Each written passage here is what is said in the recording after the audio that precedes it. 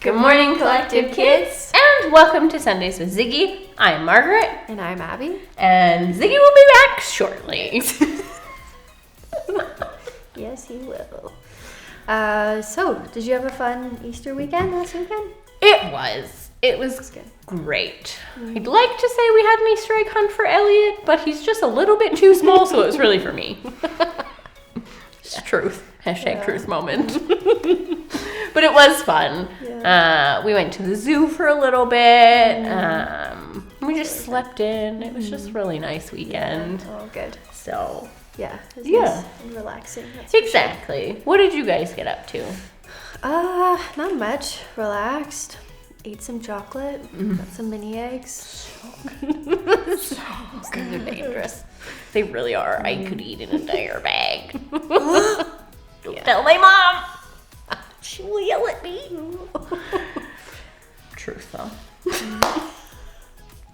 Well, this is our second week in our ReConnect series, and we will be looking at into the story that's in Colossians chapter 3, verse 15, where God calls us to bring peace and be thankful.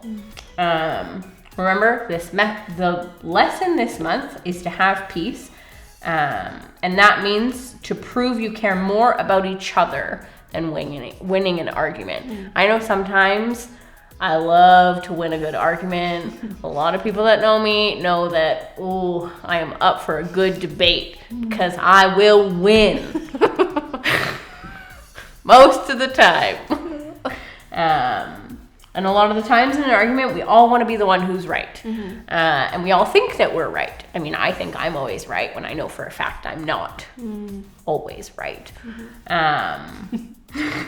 And it feels good to be right. I think that's why I always want to feel right, is because it does feel great when you're like, yes, I won that fight. I was right. You were wrong. Ha! But God calls us to care for each other and treat others the way we would want to be treated. And being kind to others brings peace.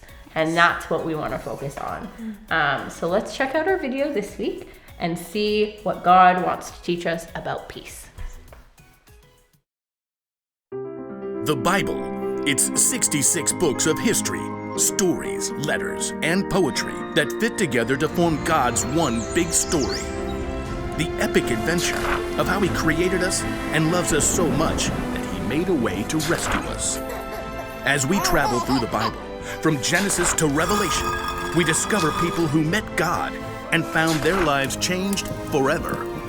Now, for an amazing story, inspired by the book of Colossians, chapter 3, verse 15. In a letter written to the Colossian church, the Apostle Paul wrote, "Let the peace that Christ gives rule in your hearts. As parts of one body, you were appointed to live in peace and be thankful." Now let's see what that truth may look like played out in our lives today.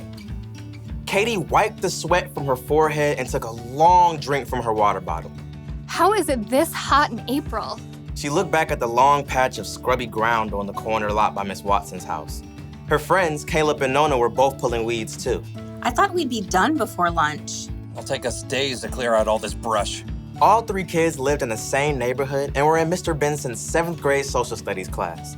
It had been Katie's bright idea to start a neighborhood garden for their community service project. Well, we have to finish, unless you want to fail social studies. Even though the friends had been working for a couple of hours already, they'd only cleared the brambles from a small patch of land at the corner.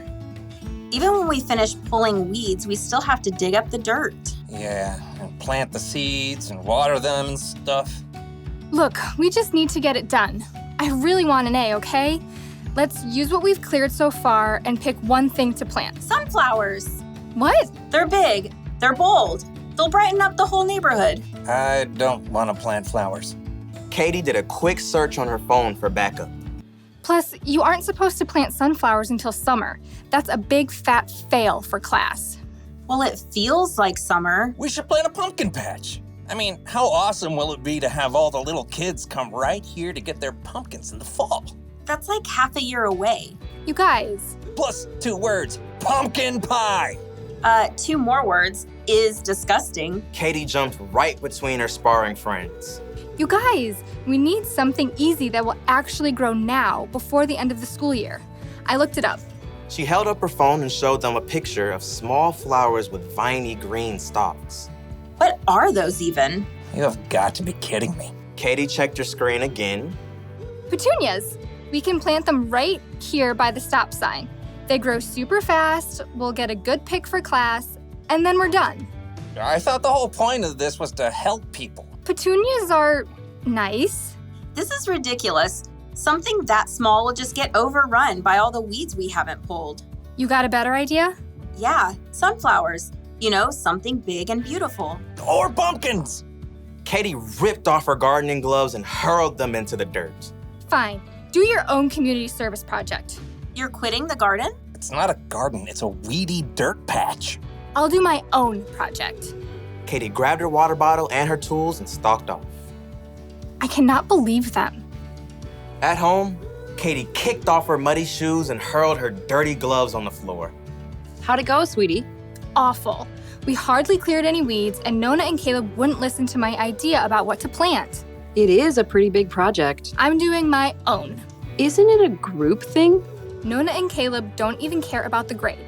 They want to do all this stuff with pumpkins and sunflowers and stuff we'll never even finish. I get it. It's a lot easier to keep it small, but it's up to you whether you want to hold on to being angry or go make this right with your friends. They started it. Look, God designed you to be at peace on the inside, peace with Him and with others. Okay, yeah, I don't know where to start. You could start with more help. I bet Miss Watson would be willing to lend a hand since that weedy patch is right by her yard. Maybe. Oh, and Mrs. Garcia is always trying to start a garden in their backyard, but she says it's too shady. Maybe she'd like to help. Katie nodded slowly. After lunch, she took a trip around the neighborhood and spotted Caleb shooting some hoops in his driveway. Then she dragged him across the street to knock on Nona's door. You realize I don't want to talk about this? I don't want to talk about this. Just give me a minute. Both of you, please. Caleb and Nona stared at Katie, arms crossed. I'm really sorry. I got so stuck on making an A that I didn't listen to your ideas. I was just so hot and frustrated. Katie's friends waited. I talked to Mrs. Watson and the Garcias and that family with the little kids by the stop sign. They all want a garden, like a big vegetable garden. They want to help us. Really? We could clear the lot pretty fast with that much help. And we can plant everything, tomatoes and beans and carrots and sunflowers and pumpkins and whatever people want to eat. We'll have to help keep it up over the summer, though. All the way to pumpkin season. Exactly. Okay, I'm in. Caleb gave Katie a high five. Then they both turned to Nona. She hesitated. Okay, sure, but you're not gonna get me to eat pumpkin pie, because sweet potato is way better. Deal. The Garcias can help out tomorrow afternoon, so we can get back to it then. Katie headed home, relieved that she was on good terms with her friends again and at peace on the inside. She was living out the truth of Paul's words. Let the peace that Christ gives rule in your hearts. As parts of one body, you were appointed to live in peace and be thankful.